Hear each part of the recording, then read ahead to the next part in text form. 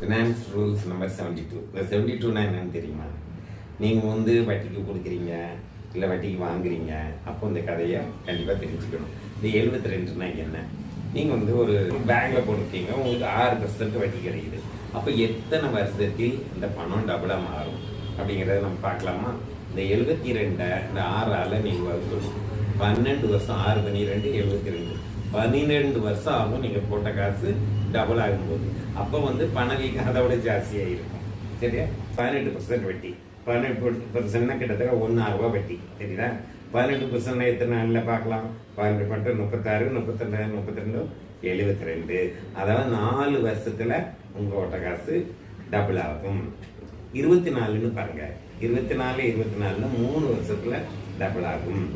அப்போ 3 ரூபா வட்டி போட்டோம்னா 2 வருஷத்துல போட்ட காசு டபுள் ஆகிடும். வட்டிக்கு வாங்கினாலும் கொடுத்தாலும் போட்ட காசு எவ்வளவு நாள்ல டபுள் ஆகுங்கிறத தெரிஞ்சுட்டு நீங்க பண்ணுங்க.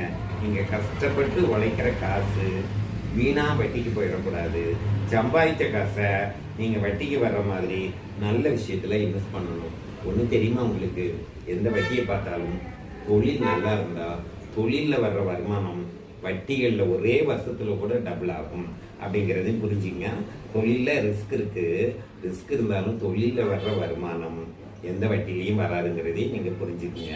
அதே நேரத்தில் இப்படி சம்பாதிச்ச காசை மோசமான வட்டிக்கு கொடுத்து உங்களுடைய உழைப்பையும் உங்களுடைய வாழ்நாளையும் வட்டியில வீணாக்கிறாதீங்க.